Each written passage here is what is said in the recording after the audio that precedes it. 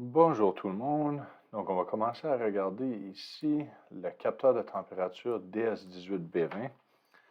La raison pour regarder spécifiquement ce capteur-là, c'est un capteur qui est un petit peu plus résistant et un petit peu plus précis. Et aussi, il communique avec un protocole, un autre standard que nous n'avons pas encore regardé, qui est le OneWire. En gros, ici, je parle un tout petit peu du capteur. Les points importants à ressortir, on va tout regarder ça ensemble en salle de classe, mais c'est unique. Le capteur utilise le protocole OneWire, qui est développé par Texas Instruments. C'est un protocole de communication série simple et à un seul fil.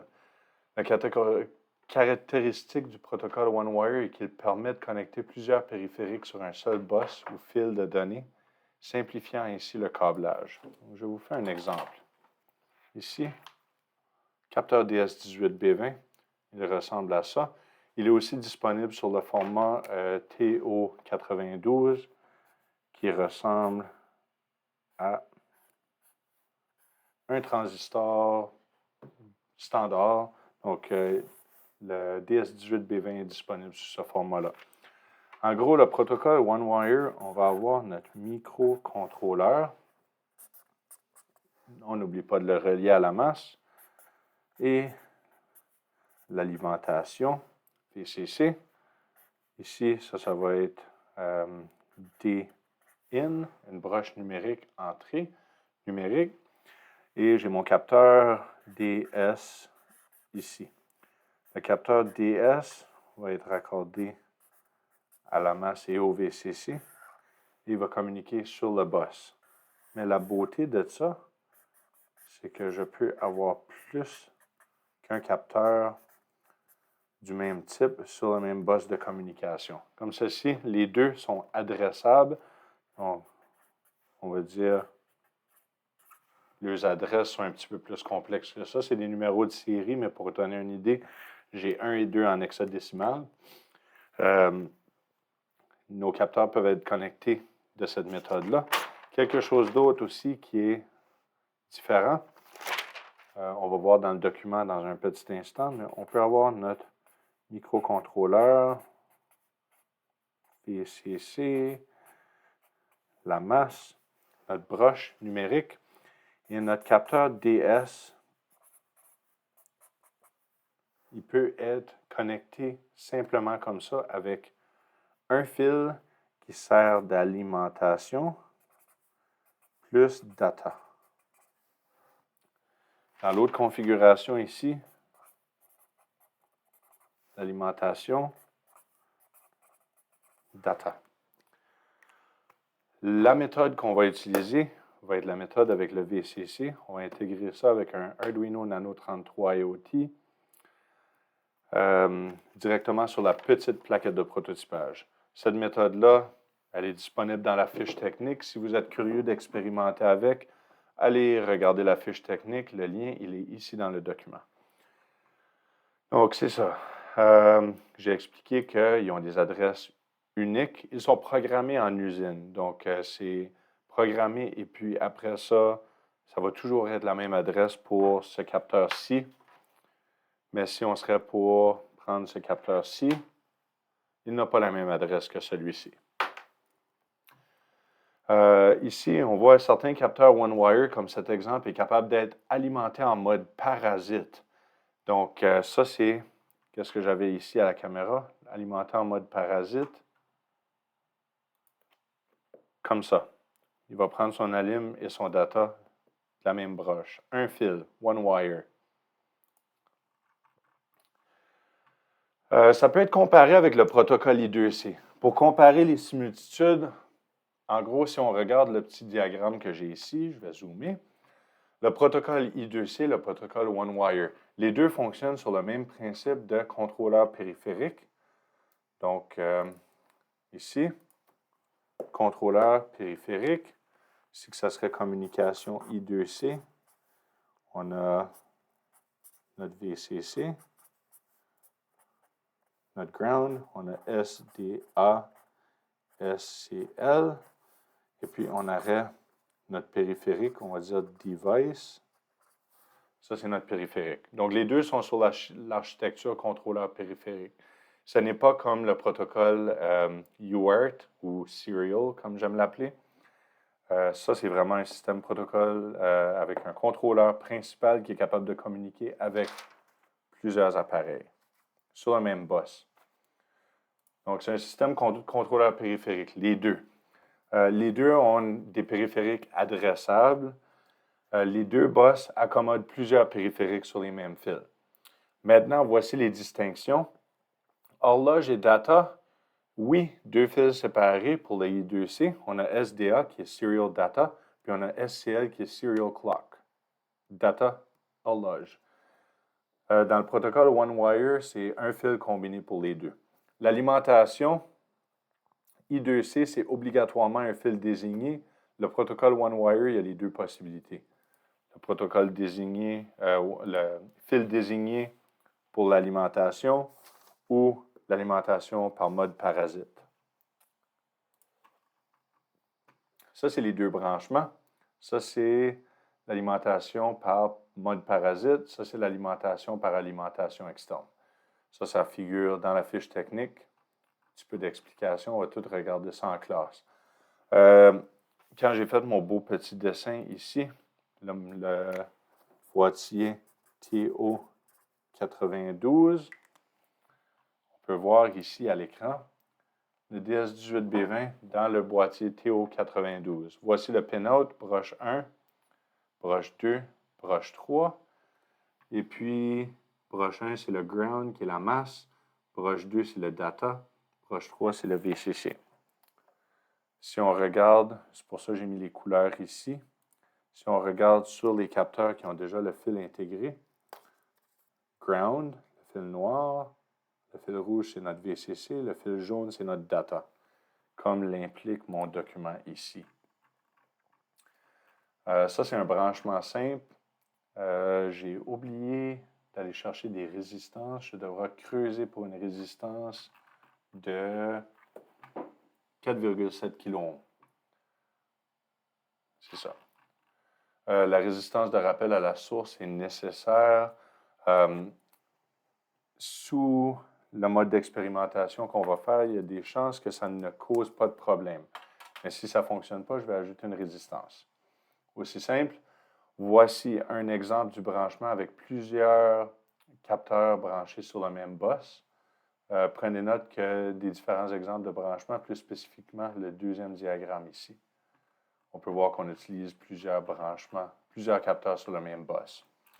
Donc, on va revenir à la fiche, au diagramme de la fiche technique ici. Je vais aussi ouvrir Arduino IDE.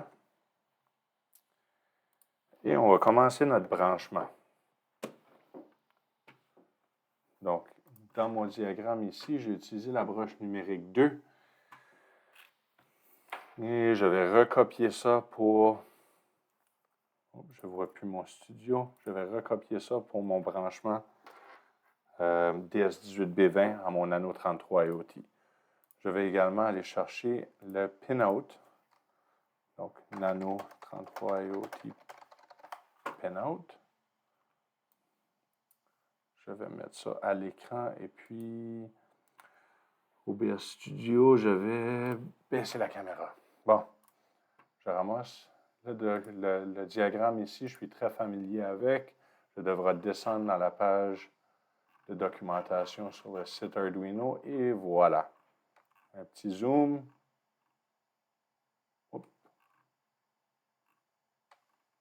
J'ai trop zoomé. Ici.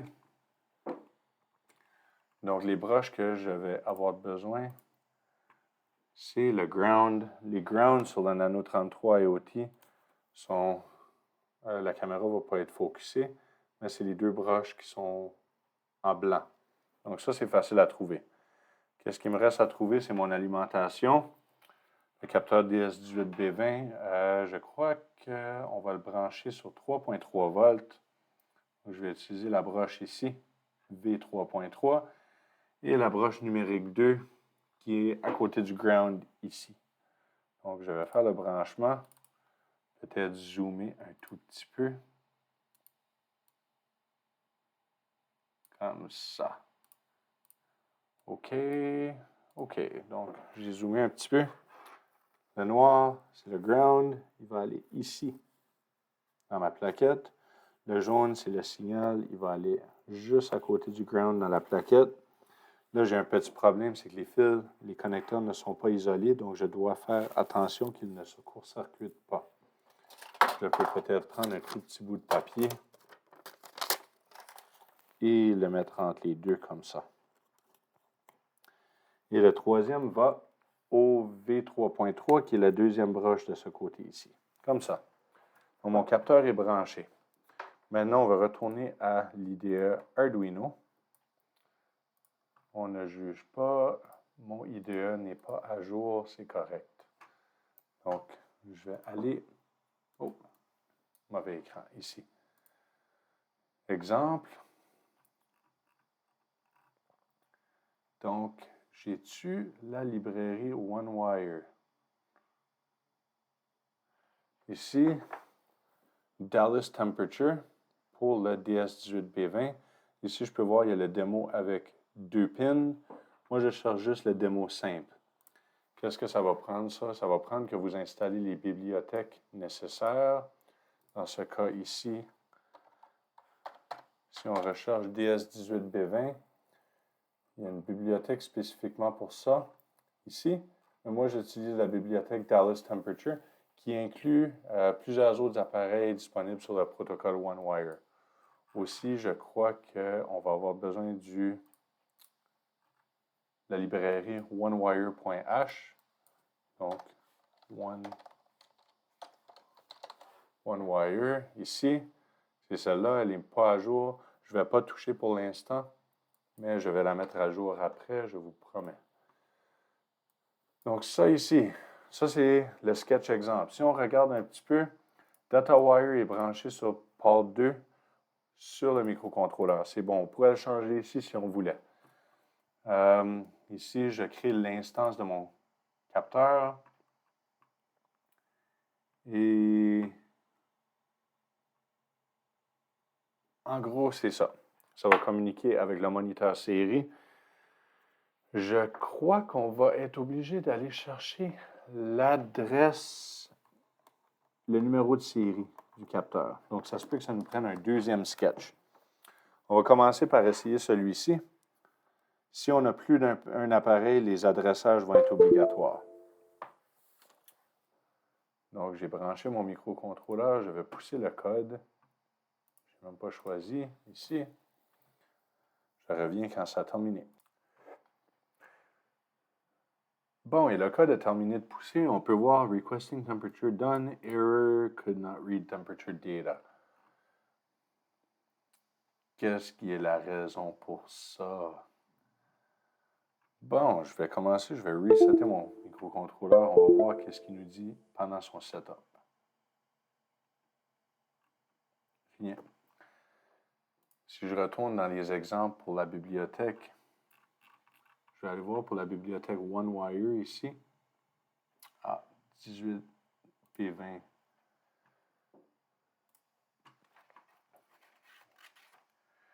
J'ai un sketch exemple qui nous fait aller chercher spécifiquement l'adresse. Et je crois que c'est lui ici. Donc ça serait dans la librairie onewire.h. Je vais pousser celui-là et on verra. Je reviens quand c'est poussé. Bon, le code a été poussé, mais essentiellement, j'ai remarqué qu'il me manque quelque chose. Oups. Je viens de lâcher des LED partout sur mon bureau et partout dans ma petite boîte Arduino. Donc là-dedans, je vais aller chercher une résistance de 4,7 kΩ ou la valeur équivalente la plus près. Donc 4,7, c'est ça ici. Ça, c'est jaune, violette, rouge. En théorie, ça devrait être 4,7. Je vais vérifier sur le multimètre. Bon, après une petite vérification, ça me semble comme si que cette résistance-là, elle est 4,675 ohms, kilo-ohms. Donc, c'est bien dans la plage de tolérance. Je vais accepter cette résistance-là et puis l'utiliser ici dans mon branchement. Je vais brancher entre le signal, donc D2, et puis mon alimentation. Donc, présentement, j'ai mis dans ma barre d'alimentation, il va me manquer un fil pour me retourner au VCC.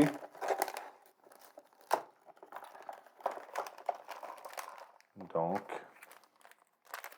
un petit fil.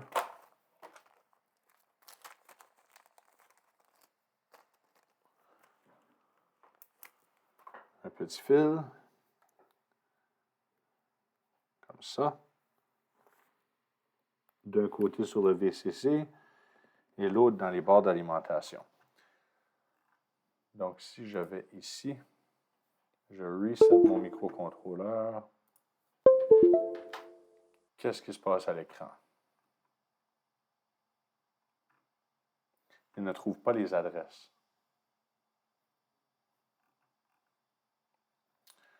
Retournons regarder le document.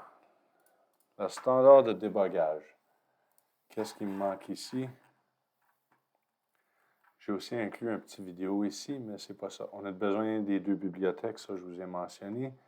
Explorer la vidéo, ça c'est son exemple de configuration. Et brancher le circuit. Le circuit est assez simple, on l'a déjà branché.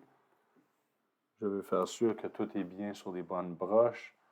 On va aller voir de nouveau le pin-out. Donc sur la broche D2, c'est ici. C'est bien. Je vais essayer mon premier exemple de nouveau parce que j'ai l'impression qu'il aurait dû fonctionner.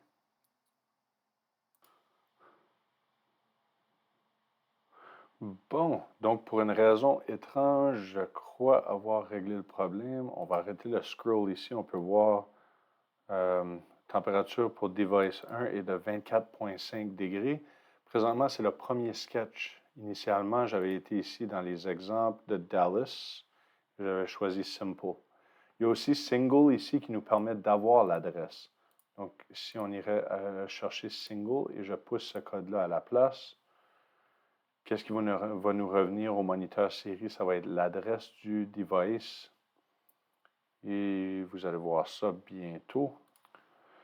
Bon, comme on peut voir à l'écran présentement, ça nous fait montrer la température en degrés Celsius, en degrés Fahrenheit. La seule chose, c'est que ça ne nous donne pas l'adresse. Donc, je vais arrêter le scroll et je vais réinitialiser mon microcontrôleur. On devrait voir sur la première ligne. Non, ça ne nous donne pas l'adresse. Juste un instant. Bon, j'ai réussi à le capturer. L'adresse est ici. Ça, c'est l'adresse de mon capteur de température. Je vais le changer après. Vous allez voir que l'adresse ne va pas être la même. Celle-là termine en 90 145. Je vais écrire ça. 90 145, c'est les 5 derniers chiffres. Je vous explique pourquoi je ne le voyais pas. C'est cette ligne-là qu'il manque. While serial, while not serial. Donc, qu'est-ce qui se passe quand je réinitialise mon microcontrôleur? Il reste pris dans une boucle avec le moniteur série pendant pas assez longtemps pour que le moniteur série se connecte. Et puis après ça, il envoie l'information. Donc, while serial, c'est ça que j'essayais d'expliquer. Là, il va rester pris dans la boucle jusqu'à temps que le moniteur série est connecté. Et puis, ça va tout nous afficher. Dallas Temperature IC Control, trouver un appareil. Il n'y a pas de la puissance, l'alimentation parasite. Et numéro de série, résolution, tout ça. Donc ça nous donne toutes les données nécessaires. Je vais changer le capteur et puis vous allez voir immédiatement, même je ne vais pas changer le capteur, je vais en brancher un deuxième. Ça va juste être un petit instant pendant que je fais le branchement. Bon, donc je vais ouvrir la caméra et on pourra voir ici, j'ai maintenant deux capteurs branchés sur le microcontrôleur. Ils sont branchés sur la même broche numérique. Désolé que c'est flou, la caméra n'aime pas focuser. Donc, ici, on peut voir au moniteur série, c'est le même code encore. Et puis, quand je relâche le bouton Reset, peut voir ici l'adresse qui n'est pas la 90-145. Ce n'est pas la même adresse. Ça me dit aussi que ça a trouvé deux appareils. Pourquoi ça ne donne pas toutes les adresses? C'est juste du côté du code. Mais ça, c'est pas grave. C'est pas important. Donc, vraiment, librairie OneWire, on est capable de communiquer avec simplement un fil de communication pour envoyer des données. Il y a une grande variété de différents appareils et périphériques qui sont disponibles pour le protocole OneWire. Je vais vous donner un exemple ici. OneWire. Les appareils OneWire. On va voir ici, ça c'est analog.com. Pas de cookies. OneWire Devices. Ça va donner une liste des appareils que ce site-ci vend. Secure Authenticator. Bon, qu'est-ce que ça fait? Je suis curieux. Ça, je ne sais pas. Ça, c'est un capteur de température. Un autre Secure Authenticator. Capteur de température. De la mémoire. Donc, ça peut être connecté. Authenticator. On devra regarder et enquêter qu'est-ce qui est ça. Un bridge OneWire à I2C. Ça, c'est intéressant. Fuel gauge. Un autre capteur de température. Donc, on peut voir, il y a beaucoup de différents appareils. Ça, l'Authenticator, on va cliquer sur sa fiche technique et voir un petit peu qu'est-ce qu'il dit. Je vais lire et je vous...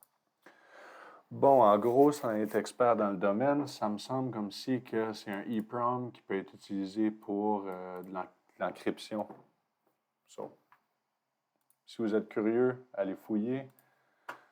Mais nous, les capteurs qu'on a pour l'instant dans le protocole OneWire, c'est le DS18B20.